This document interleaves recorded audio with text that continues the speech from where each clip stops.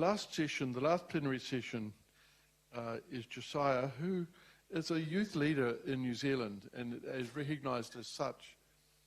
He was a member of the Mental Health and Addiction, what do you call it, inquiry? Is it inquiry or inquiry? Inquiry.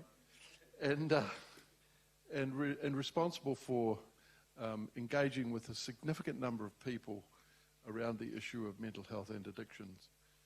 I think initially when the inquiry got going, it appeared that it was mental health and additions, but eventually the voice of addiction services was heard in New Zealand, and that's particularly important. Would you please welcome Josiah to the stage, and we'll discuss his paper.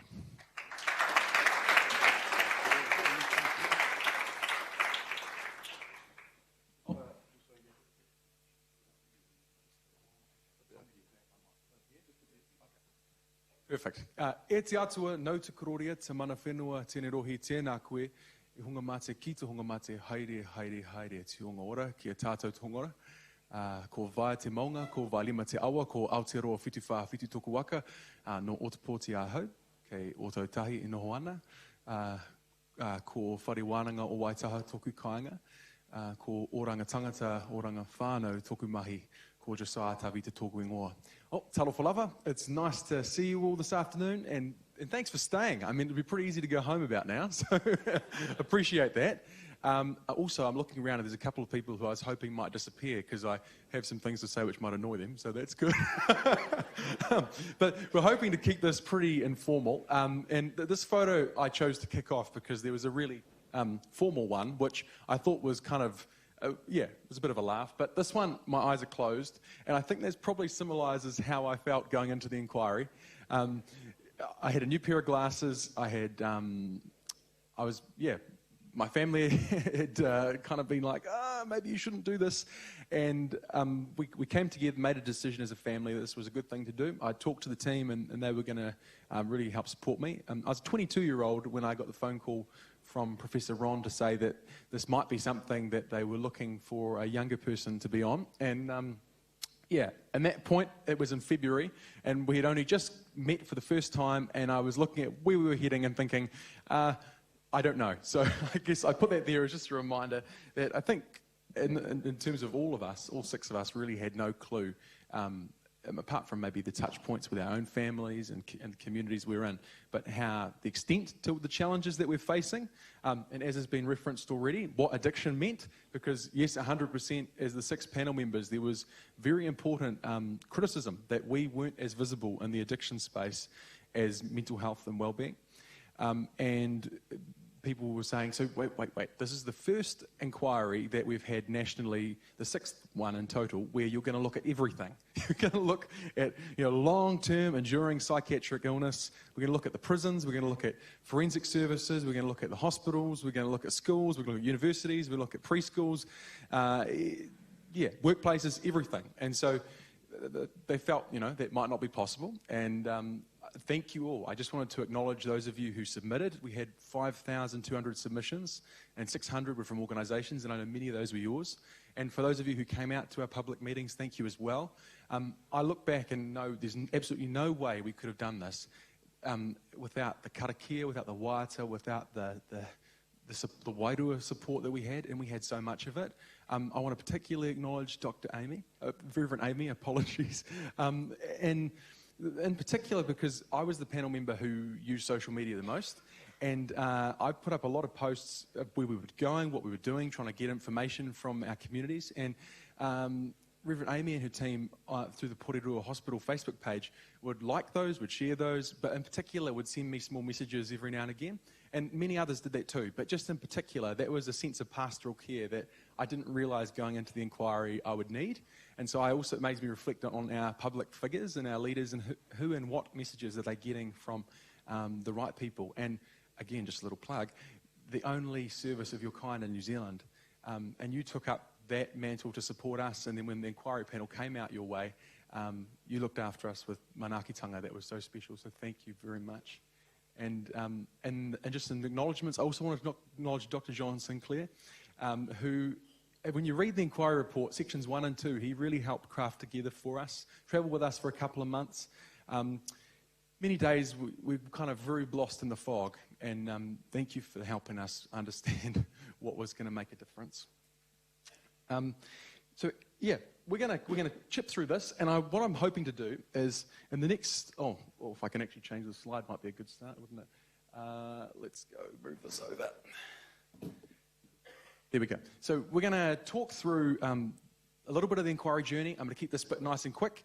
What the definition of our mental well-being was, how to understand the report, because there's been no dissemination plan, so I guess that's us who no longer work for the inquiry. Once you hand in the report, legally you have no existence. So yeah, there's that. I know, a bit awkward, eh? It's a bit like spirituality, everywhere but nowhere. And so that's what we're going to then move into, spirituality.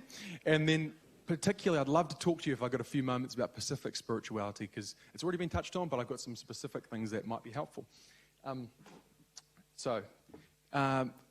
What made the biggest difference to us being able to do what we did was when Professor Sir Mason Jury said at the start, we need a kaupapa that is underpinning every single interaction. We don't have that in the same way in our national mental health and addiction services. That's across everything. And I think that's possibly something we should look to do. To understand what love really is and how to express love. And I'll tap into that in the Pacific context a little bit later. And things like kotahitanga, not necessarily meaning total agreement or agreement with all of us, but kotahitanga meaning in the manaaki and the support behind when someone is sharing what they want to say, what's deep in their heart, that we can stand with them, particularly when it's difficult. And so for some of you who are in the public meetings, or maybe you saw photos of them, we would be sitting, typically, the 6 of us sitting at a table. John and others would be sitting alongside us, taking notes with us. And then someone would stand in the audience, wherever we were, whether on a church, on a marae, in another setting, and they would share their stories. And so we showed manaakitanga to that person by not telling them not to stop. We didn't censor anything that anyone wanted to say. That was particularly hard for some of the government staff who were there. And big mihi to you all who came from government and other leadership organisations when you were listening to that pain, that mamai that's out there. And so I guess that's what's going to make the difference. And I guess the final point, and we can talk more about the others later if you like, tūmanako pai, everything has to be embedded with hope. The lack of hope out there is destructive, and people told me last year in such a clear way that there is so little hope at times in media and the stories with family and in every and all setting. It's as though there is no hope at all. Not to say that's true, because we know it's a bit like the whole spirituality thing. For those of us who care about that, and I have my faith, and we as a panel brought our own faiths to how we led. But we've got to dial that up a lot. And people said there's always the pain, and we hear about the pain everywhere, but we don't hear about the hope and the resilience and the positivity and the stories of recovery. And so as a sector, I encourage us, if we can find ways in every single medium we use to do that, that would answer what a lot of New Zealanders want to see. And yeah, I don't want to explain anything apart from to say this is what the story of many of our New Zealanders were. And this is at the Porirua Hospital. And so I guess amongst the pain, we've got this beautiful solution which is bringing hope and healing. And for those who were in the session earlier, you would have heard Reverend Amy talking about that. What did we say mental well-being was after a year of listening to everyone and reading the international research? Well, this is what we came to. Overall, mental well-being is most likely when we are safe and secure and feel connected, valued, worthy, accepted for who we are, and hopeful for the future. And then ... and spiritual connections. So it's there. I'm encouraging the Ministry of Health and others, if you're here at the moment, when we're looking at this bit here, it's very easy to stop after that first point. And spirituality is there, although it's a little bit further down the list. We really want people to grapple with the whole complex breadth of well-being, and that's what we tried to do in a few words. But as you see, it's quite hard to do that in a few words, and you all know that as well with your work. But I guess we've got that definition that we came to, and then we wrote the report, which is 216 pages, and I know not everyone's got time to read 216 pages, so come up with a summary for you. If you could read page 82 to 86, and then page 86 to about page 90, those pages have the vision that we've set for Pacific and Māori wellbeing in Aotearoa.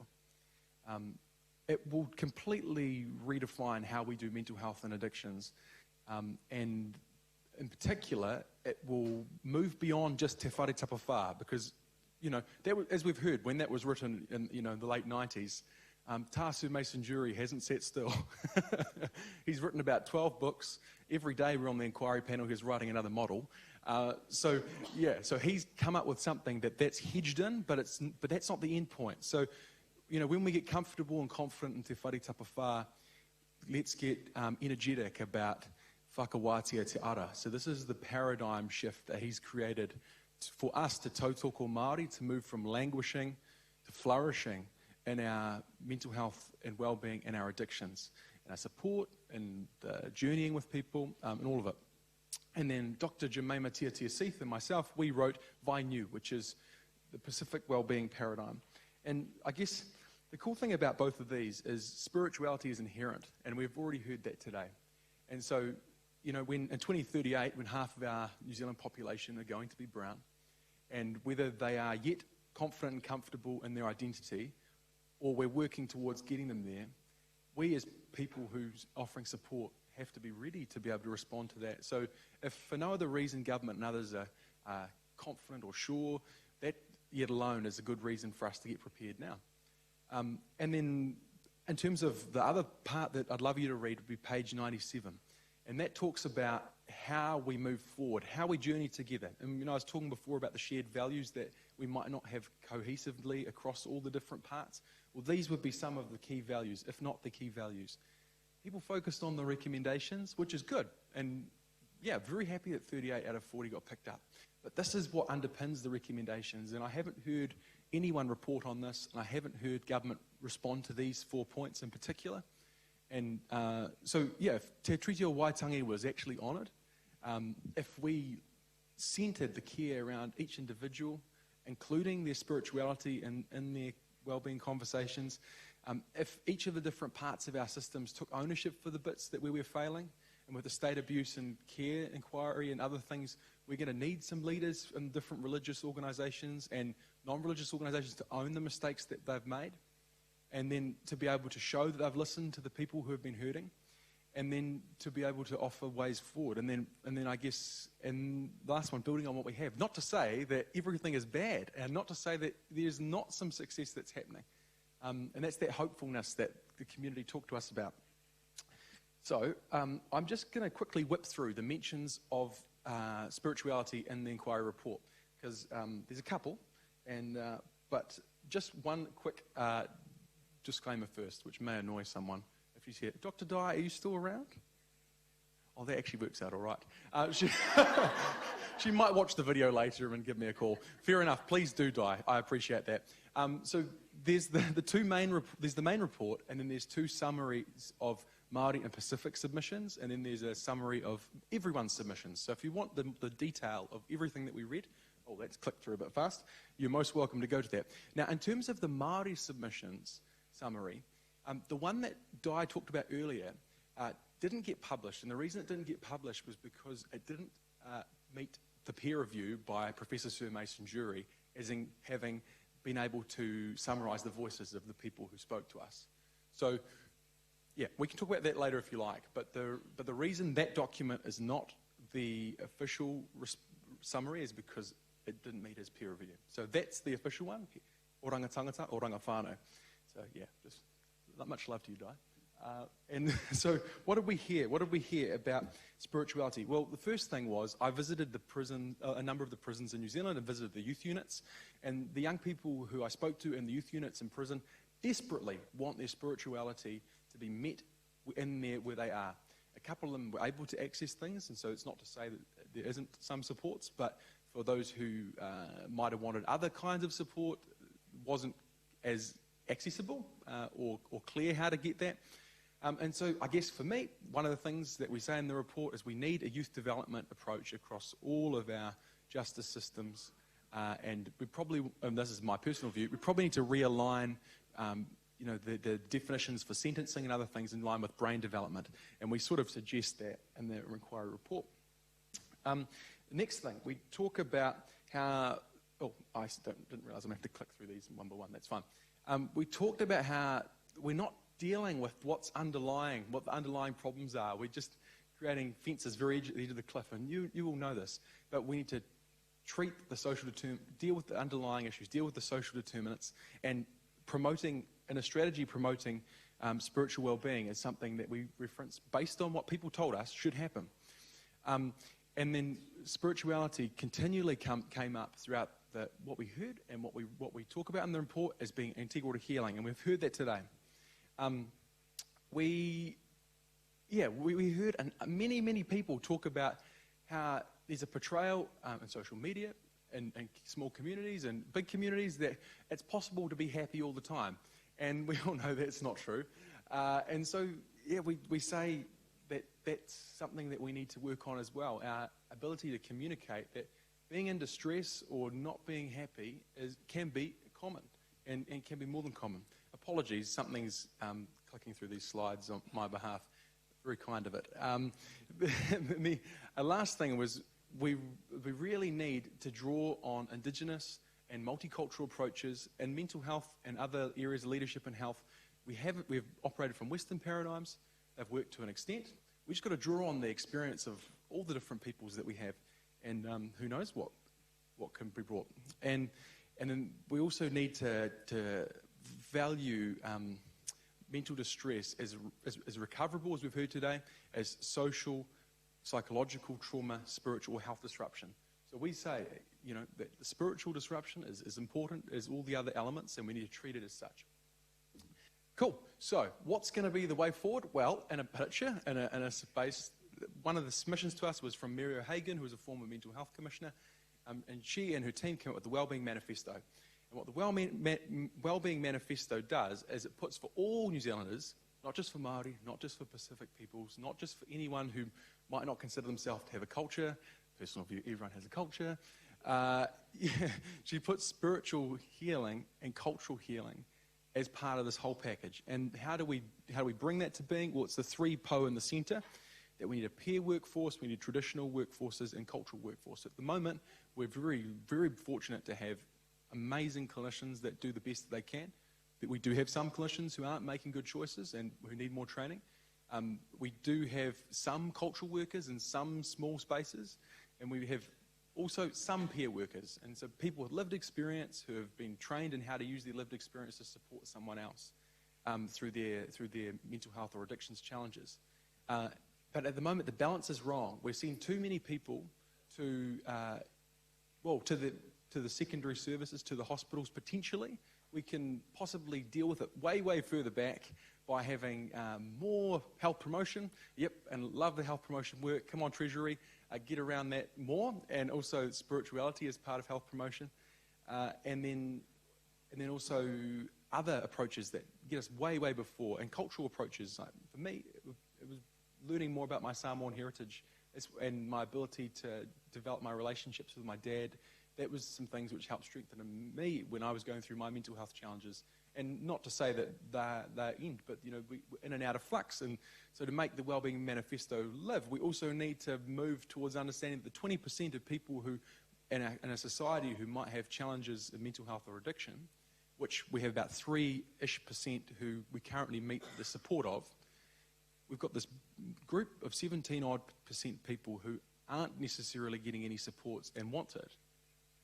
But they might not be the same 20% of people every day. And some of the language I hear from government and others is that it sounds like this one group of people that we can just meet the needs of all at once. But no, that might move. And so for me in my journey, it's been back and forward, and as we all are. So I guess what I'm trying to suggest is we can get the Wellbeing Manifesto to happen if we can build up those workforces, and if we can understand that all these things fit all of us, not just Māori or Pacific people. So just last couple of things. So my friends and I started a charity when I was 14, and this is how I got on my well-being journey. Started off as a young kid who was very, I didn't want to be Samoan. I grew up in Dunedin and felt very isolated. I couldn't see anyone around me who I could sense I was proud to see, who was Pacific. Got to be part of this Pacific Youth Initiative in Christchurch, and we started a charity to empower other Pacific young people to participate and belong in all worlds. And so I guess what I'm trying to say here is, like, for us, our well-being was enhanced by looking at leadership or looking at something else. And so drawing on that in our approaches as well, like that's health promotion another way. It wasn't even health, it was just engagement in politics. And so how are we not using a health vehicle at times and meeting people where they are? And for our Pacific New Zealanders, well, there's 8.1% of us now from the latest census data, far younger than any other population. 23 is the median age, and it's probably going to get younger. 60% of Pacific young people are born here in New Zealand now, and just over half are also Māori. So I guess what we're planning in the future for Pacific, we also need to keep in mind for Māori. I guess what I want to say about Pacific well-being is that in the past, as Pacific countries, as in New Zealand is a Pacific country, across 16 islands in the Pacific, there was a way of looking at mental health and well-being, which was not looking at mental health. It was looking at the ability to give and receive love. Again, apologies, we keep doing this dance for a while. And so what it suggests is that there's this concept of the va, and it's a space between. Each of us in this room have a space between us. And it's like a mini garden, basically, a mini garden that's floating between us. And what we sow into that garden can lead to unwellness for ourselves and for the other person. And that was the way that in the Pacific, well-being was looked at well before the words health or addictions or any of the other language that we now use was. And we see that it is, as you can read on the screen, in Aotearoa, we have aroha. In Samoa, we have alofa. In Tonga, there's ofa. In Hawaii, there's aloha. So I guess there's also this linguistic connection that we can draw on. And that's what founded this research that Dr. Tualamali'i pulled together. So I guess what I'm trying to say when we look at mana moana and the va is we have an opportunity to focus on the va in our ability to support someone. Can we give and receive love with that person? And I guess that's probably quite a challenging concept for some of us who might work in hospitals or other places. We're not talking about patient and client or patient-client, or we're not talking about doctor or nurse or whatever the titles are.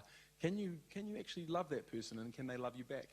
And I think that can happen in a way which doesn't involve the Health and Disability Commission getting involved. So there's that, and then at a national level we have VAR too that we have to build and repair. And so one of the VAR that was really positive was when New Zealand opened the doors to Pacific immigration in the 50s. That was fantastic. It suited the need of New Zealand. It suited the needs of Pacific people. It was like my dad who wanted to come to New Zealand and send money home to support our family. But a number of things have taken place over the past, recent and quite a while back. Like, I guess New Zealand colonised Samoa on behalf of Britain at the end of World War II until 1962. And in that time, New Zealand police opened fire on peaceful protesters. New Zealand police allowed the influenza epidemic to go there, which killed about a quarter of the population.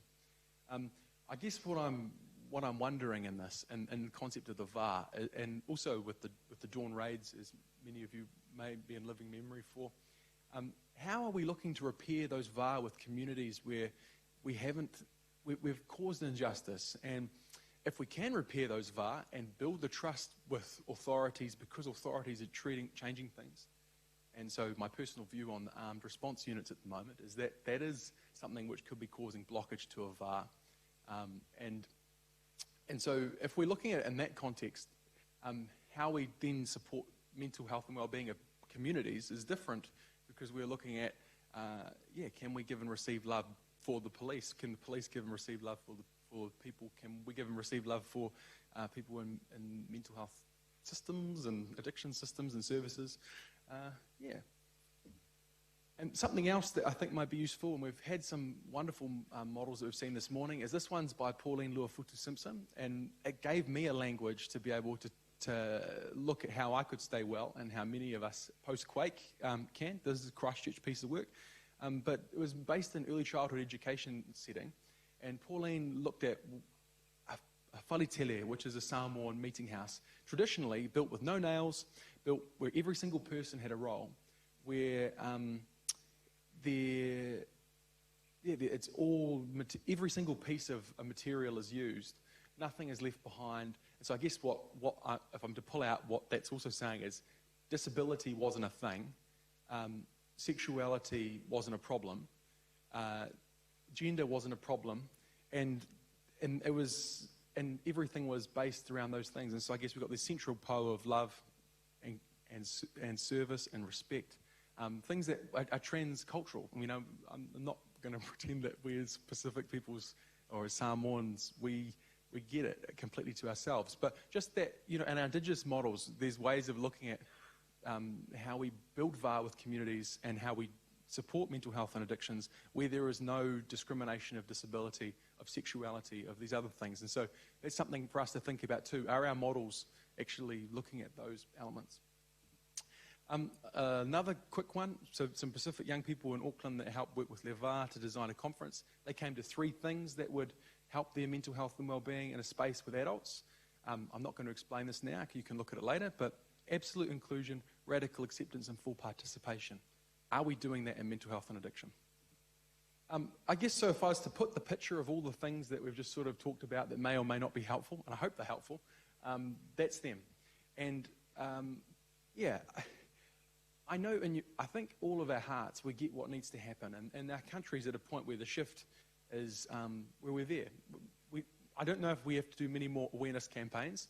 I think the awareness was well there, but for the professionals who actually know, they can tell me off and tell me I'm wrong. I appreciate that because I can't stand to say I really know, but I think that we together can draw on the opportunity that New Zealanders asked for with the inquiry. We won't have another one for 25 years. We've got this moment of willingness, I think, and where addictions hopefully is not treated as the poor cousin, where we've got uniformity. Cancer could be a problem at the next election, where we've got this focus on something else. I don't think it's that big a deal, though, if we consistently raise that what's going to bring the real change to our country is if we really get what well-being means, and we've given a definition for that. If we unpack spirituality as something embedded in all things, if we highlight the multicultural and Indigenous approaches because they haven't been as visible and because they could bring some difference, and then and also to build on what's working well. That's pretty much all I was wanting to say, and just wanting to finish with what Tangata e Whai Ora, a person seeking wellness who shared with the inquiry, said, "I think there are messages we are supposed to learn through the storm, and medication is only a temporary fix. But most importantly is exercise, healthy eating, sleep, the spiritual side, feeding my mind with positives, i.e. reading my spiritual devotions, shopping, only connecting with positive friends and family." But a bit of fun in there, eh? And that image, which I paired it with, that's Kaikoura after the earthquakes. None of those rocks were there before the quakes. And I took that photo during the inquiry, one of the evenings that we were there for a meeting. And I mean, as much as, that could be looked at as having ruined the paua beds, and it did. And it ruined a lot of the kaimoana there. In a way, I think that's also quite beautiful and very important that we have what's now there. And so that's, I guess, what that person's saying as well. Yeah, so kia ora, thank you for this time.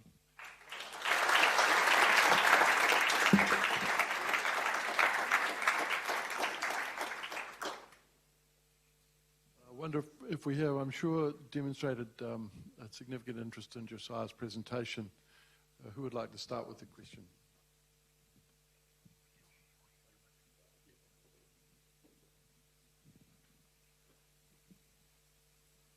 If there's none, that's fine too. It could have been really clear, I suppose. Probably not.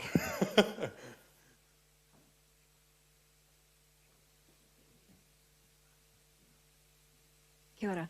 Kia ora. Firstly, I just want to acknowledge the impact of measles in Samoa at the moment, Thank because you. that's a tragedy. Thank you very much. Going back, and thank you for taking the presentation across not only the inquiry, but taking it into the Samoan culture. That's wonderful. If I could go back to one of your first slides, it talked about where you highlighted where spirituality was mentioned, Yes. and it said, if I read it right, it said, in some cases, spirituality. I'll go back. And yeah, that's right. Whip backwards, lovely. This Yeah. one? No. And for, yes, that one. Oh, yes. And for some, spiritual connections. And that was, it may not have meant it how it comes across, but it almost sounds like it's only some people, spiritual connections is important. And probably what we've been thinking about today is that for everybody, Yes. understanding that's important. What do you think about that?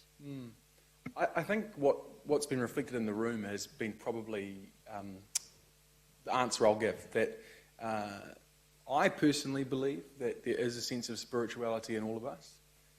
We as the inquiry panel had to balance what we felt as individuals and as a team and what we heard from New Zealand. And so I think what we've put there is possibly the balancing of those things.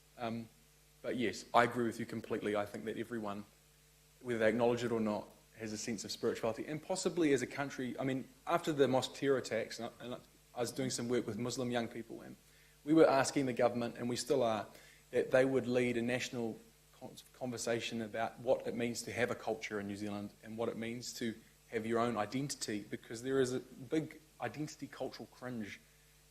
You know, British nothing, or maybe not, maybe that's way oversimplified, but to some extent, yeah, and spirituality being packaged in there would be really important, I think. And then we can move from, you know, the semantics of it, if it's there, if it's not there. Yeah, I appreciate that. Thank you.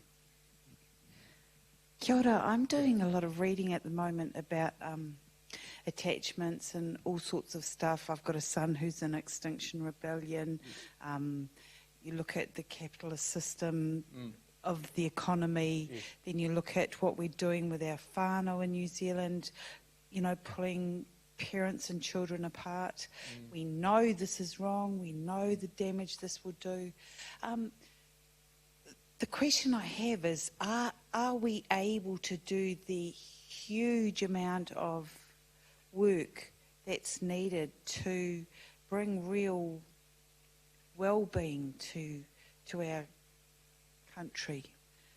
Because to me it just seems like it's like total, we just have to turn everything upside down and inside out. And it is going to be that, sorry for the oxygen to leave the room, it is going to be that harder challenge. I don't think we should lie to ourselves or pretend that it is going to be a complete move of many things. I mean, I'm personally disappointed that the government chose to not work on the capital gains tax. Those kinds of things which, you know, can deal with income distribution make it possible or not possible for us to have the tax to do some of the things we might want to do.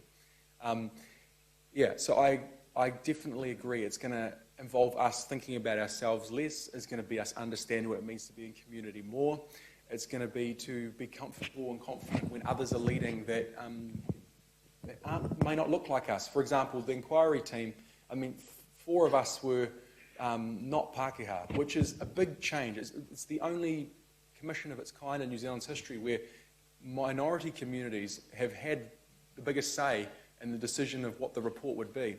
And so, yeah, I think at that level too, in terms of leadership, in terms of how we fund what we fund, even at a local government level, I mean, I'm quite interested in citizen budgeting, participatory budgeting and those kinds of things. So it's really, I think, making it truly democratic, embedding human rights approach, thinking about ourselves less and trying as much as possible to communicate what it means to be a New Zealander, and that being centred in not like equity and those kinds of things. Yeah.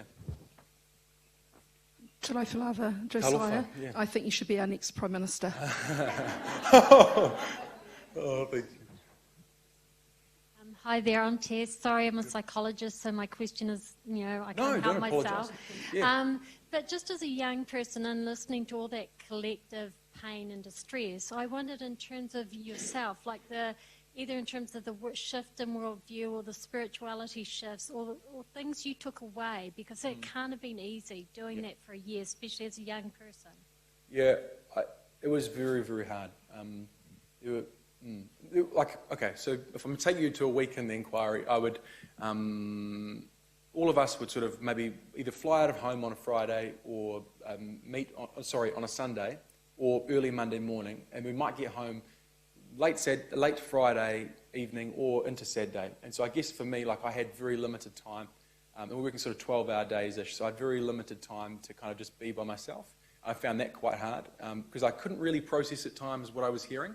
And in community meetings, you just sort of have to hold people safe, and that for however long. Like there was this one meeting in Christchurch, which is quite funny, where this person told me off for nodding too much. And you know, it's easy to react to that, but that wasn't my job. My job, and all of our job, was just to hear what the person was saying and to acknowledge the spirit by which they were telling us what they want, you know. And so, yeah, stop nodding. So that was also kind of weird, like all the dynamics that you wouldn't quite. Well, you've got no idea. You walk into a new community, you hardly know. They trust you immediately, which was beautiful.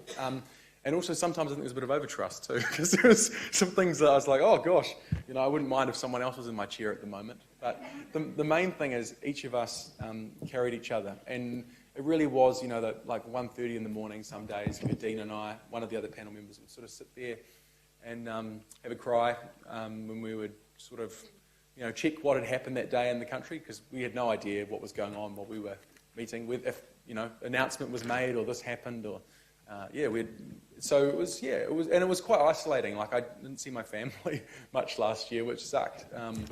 And I know it's the same for a lot of us, but that's kind of a bit of I had supervision and we had each other and had cultural time as well. So, yeah. And my psychologist, who I see all the time, she was my supervisor, which was, So I didn't have to retell my stories or anything, which was perfect, Thank you for asking, Well, thank you, Josiah. That's been a fantastic presentation, and we've much enjoyed your humour and your candour and your intellect and your wit and so on. So, thank you. My great pleasure to pass you a small gift from the Salvation Army. Well done.